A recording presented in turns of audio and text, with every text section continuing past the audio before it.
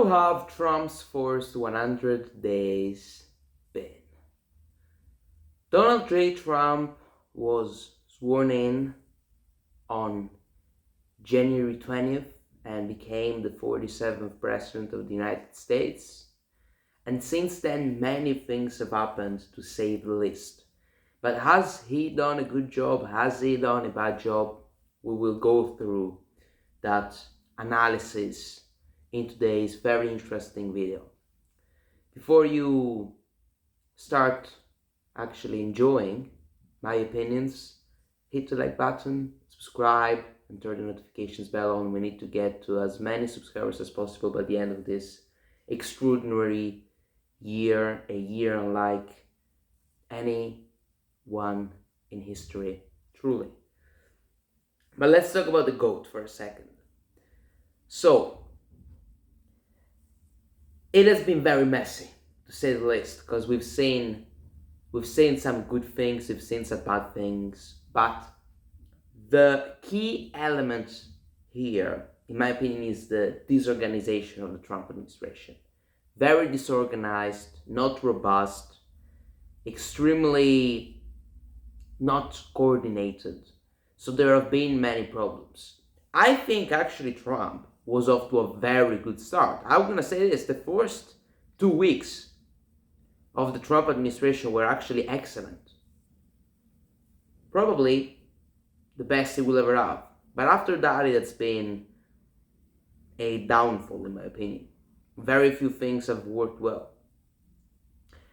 The best thing Trump has done since being elected has been with regard to immigration. In particular, shutting down the southern border, which was a bloodbath. Hundreds of thousands of people were pouring into the country under Biden. Let's just look at the stats from March 2024 and March 2025. In March 2025, I think as few as 8,000 people entered the southern border. In 2024, which was one of Biden's best years, so the peak of Biden's disaster with the southern border was 2021 or 2022, but even in Biden's worst year, it was like 185,000 people pouring into the country.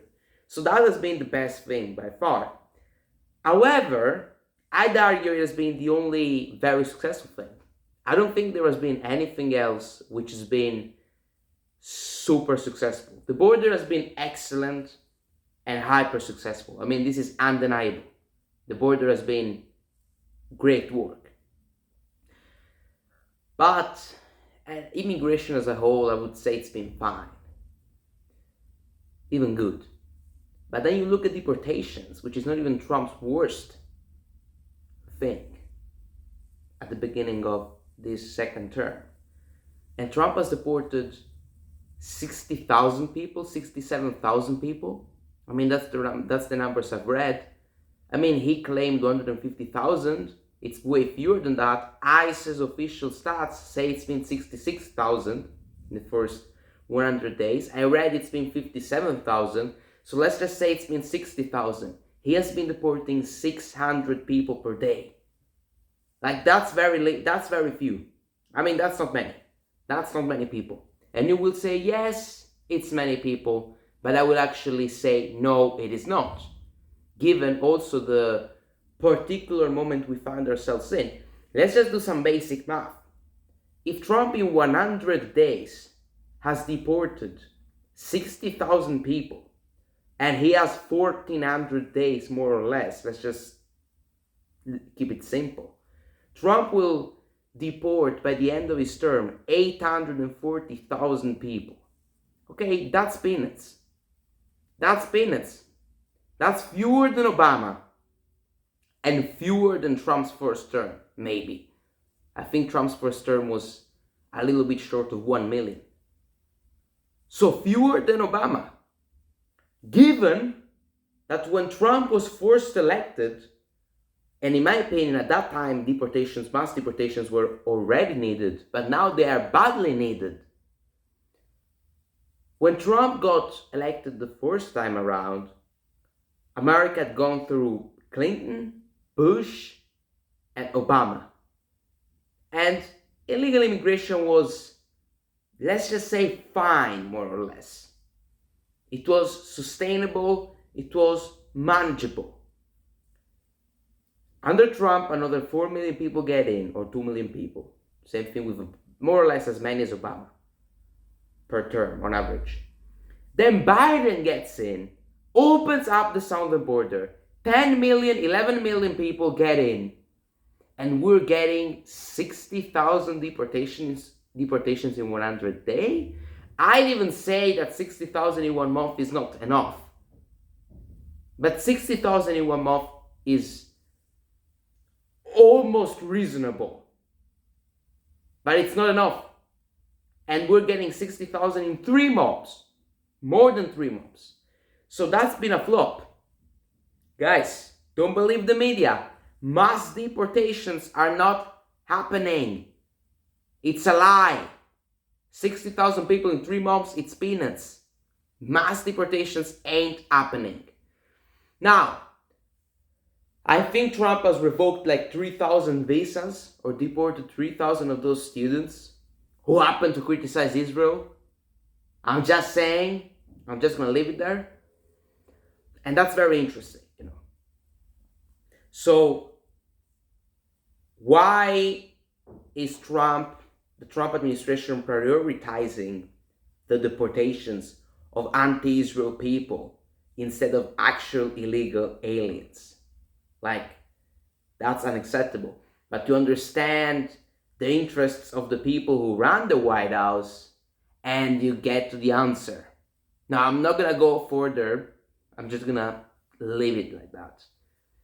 So, mass deportations are not happening. Border, great, excellent. Mass deportations, mediocre. To say the least, I'm being kind. I would say shit, but let's just say mediocre. Oh, but he deported children. He did not.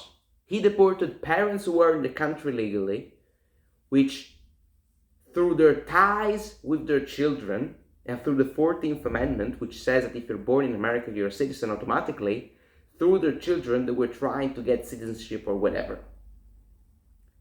So the Trump administration said, self-deport with the kids. Like, you have to be deported because you're here illegally, and that's correct. Border crossing is a criminal offense. It's not written on a constitution, I think, but it's written in laws. Go check it for yourself. I'm not telling lies. And basically, the parents had to choose whether to bring their kids with them or not. And obviously, they chose to bring them. Now, you can say they're not forcing them. They're not like deporting the kids directly, but they're forcing them. Okay, but the parents were there illegally. What world are we living in? So, just to say a few things about the whole deportation saga. Let's talk about foreign policy for a second. Now, Russia, Ukraine, it's failing. Now, I love Trump, but objectively it's failing. We can't deny this. It is failing very badly and sadly. Zelensky and Putin are very far apart.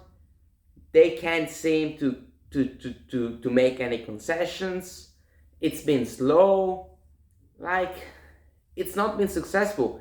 He said he was gonna end the war in 1 day, and that was obviously hyperbolic or obviously very improbable. If Trump were to end both the Middle Eastern conflict and Russia and Ukrainian conflict by the end of the year, that would be a success, I think. I'm saying. Not the best of successes, because he promised to do it in way less time, but I think it would be a success. But now the situation is the following. It's a stall. Nothing's going on. Nothing is going on. Okay, the mineral deal has been signed, a very different deal from the first one, way more bilateral than the first one, way more pro-Ukraine. But now what's going to happen? It's a stall, so that's failing. The Middle East, hanging on a thread. War with Iran is imminent, probably. There is a 65 to 70% chance of that America goes to war with Iran, in my opinion. And I've been saying they will go to war for maybe 40 days, and let's just see if I'm accurate. I hope I'm wrong. As I say, AD was right about everything. He indeed was, but hopefully this time I will be wrong. Like, I wouldn't be happy I was wrong. Of course I would not be happy I was wrong. I wouldn't stand it. Yet, I would be at peace with myself, or at peace with myself because the world would thrive if I were to be wrong in this case, which I don't think it's gonna happen. I think I'll be absolutely correct. But in the Middle East, war with Iran seems imminent. And we have a side which wants to keep attacking Israel, guys. Israel, a few months ago, must have been March, America was negotiating with Hamas, and Israel hadn't been told, and Israel had told America not to do it, and they basically sabotaged the negotiations. It's very difficult to deal with such people, not easy. And same thing with Russia, Ukraine. I don't think Putin wants to stop. Zelensky maybe he does, but maybe he does not. Because I don't know if Zelensky is going to be alive if this war ends. I don't know. Because when 1 million people of your country die, you will certainly have someone who wants you dead. Now, I'm not saying it's Zelensky's fault. I'm not saying that, guys. I'm just saying, logically speaking, if Zelensky gets out of office and possibly out of Ukraine, he will certainly have a subset of his population that wants him dead. That's undeniable. Now, whether he will be assassinated or not, heaven forbid, we shall see. But I'm just saying, maybe he wants to keep the war going because he wants to survive. I don't know. Could be, could not be. I think that that's less plausible than the fact that Putin wants to keep fighting because Putin's winning. I mean, maybe you will say it's not winning, but it's not losing, is it? So, I don't think he wants to stop. Zelensky probably wants to stop, but maybe even he doesn't want to stop. So that's how bad the situation is. Middle East, I don't think Israel wants to stop. Why? The reason is very simple, because they've got unconditional support from America. Israel would not exist as a nation if America didn't support them. I'm not anti-Semitic, I'm truthful. Israel without US aid would be absolutely and utterly dead. In 1968, they were attacked by neighboring nations that would not have been defeated by Israel had Israel not had America's support and had Kennedy succeeded in his plan to prevent them from acquiring nuclear weapons. Let's just be honest, but they have unconditional American support. So why are they gonna stop? They're winning. They're doing fine.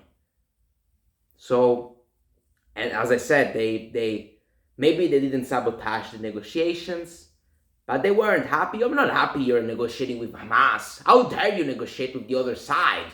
You should make deals just with us.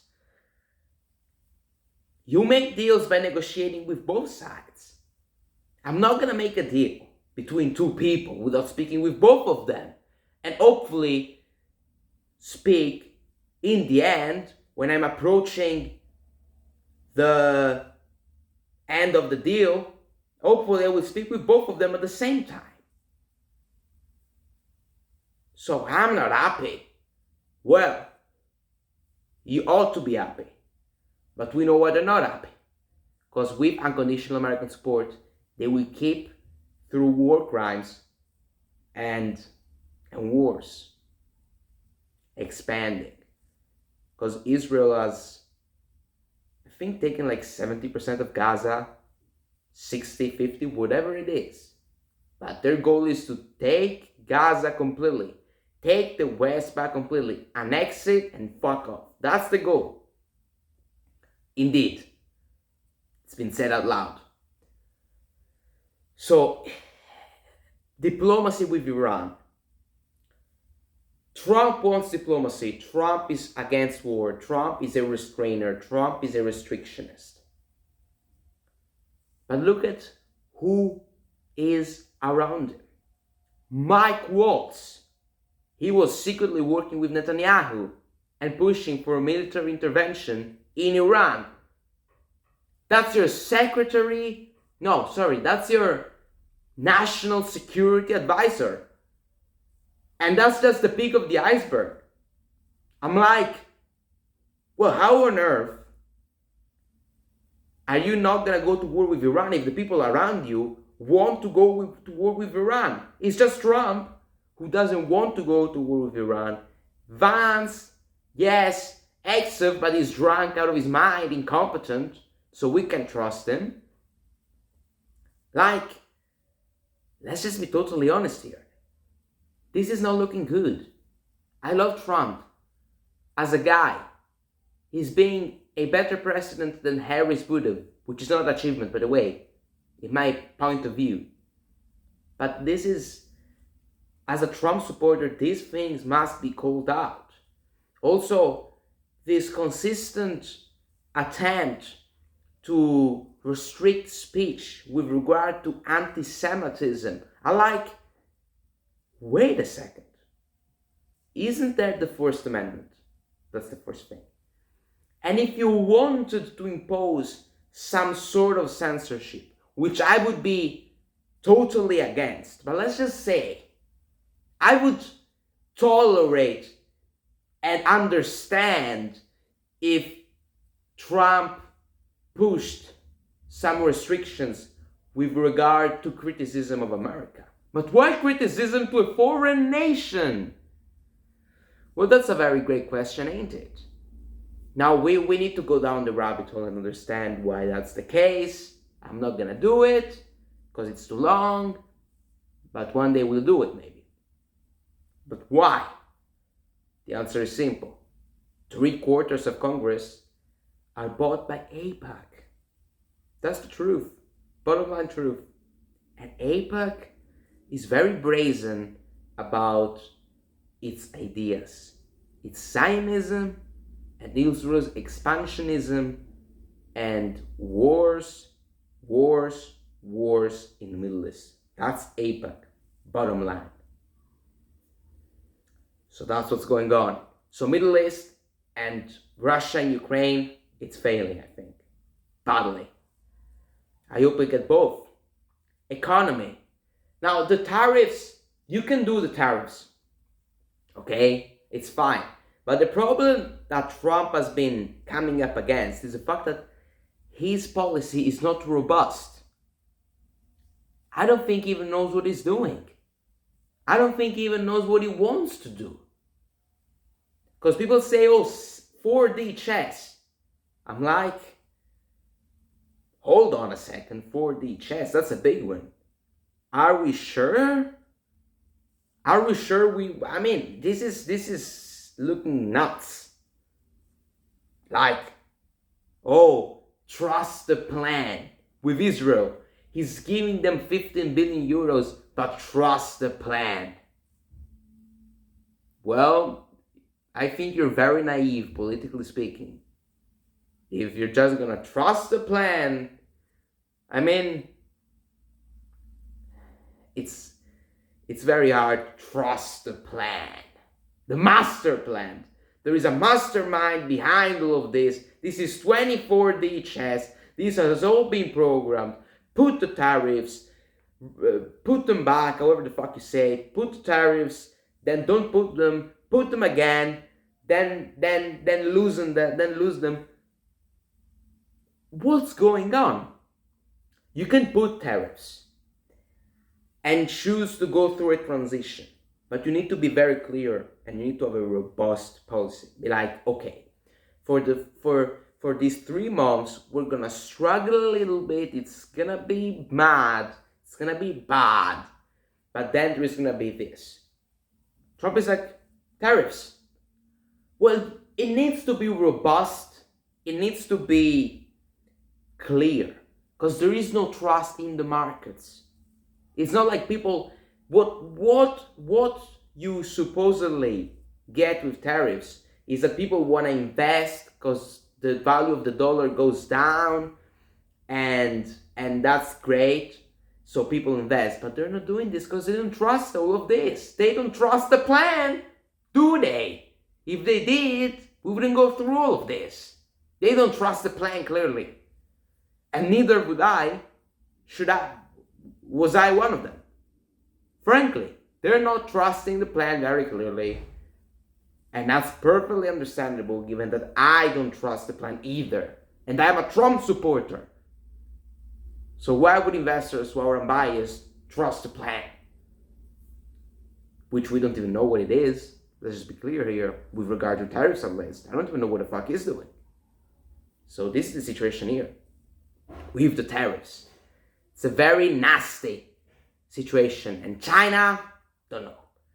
So tariffs should have been robust and clear.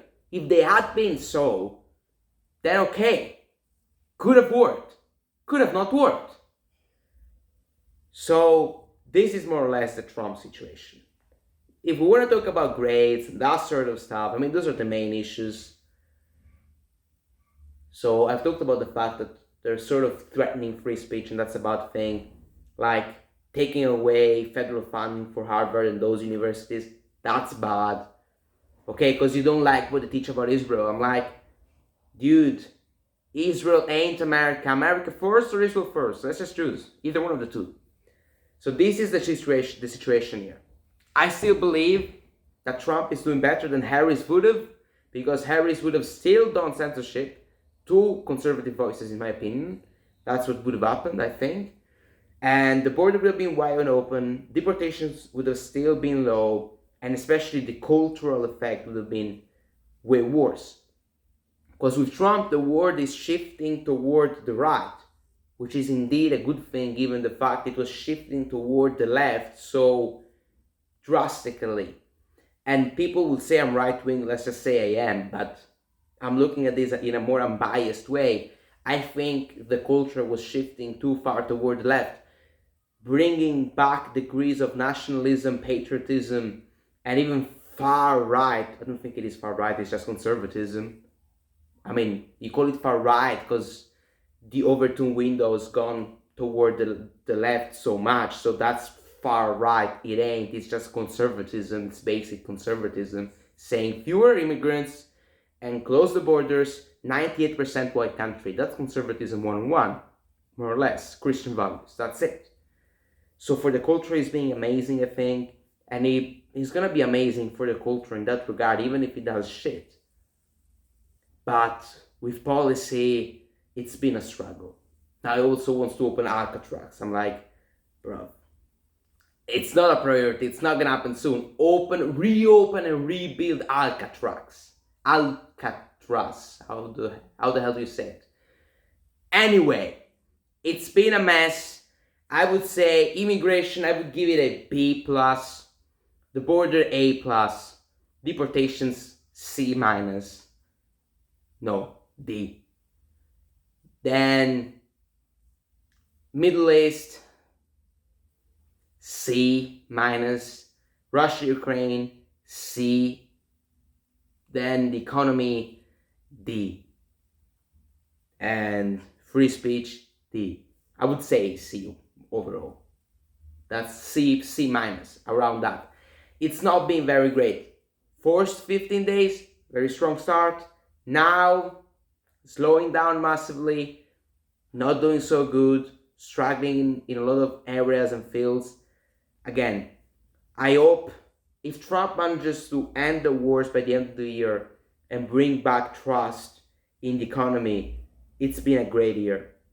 If that's not the case, if two of these three fail, it's a bad situation. If one of these three fails and it's not the economy, it's fine. So that's my overview. Thank you very much and see you soon. This one has been a long video, but we've talked about Trump and what he has done and the Trump administration. I hope you enjoyed this. Hit a like, subscribe. I love you all and take care. Bye bye, and God bless all of you. Take care.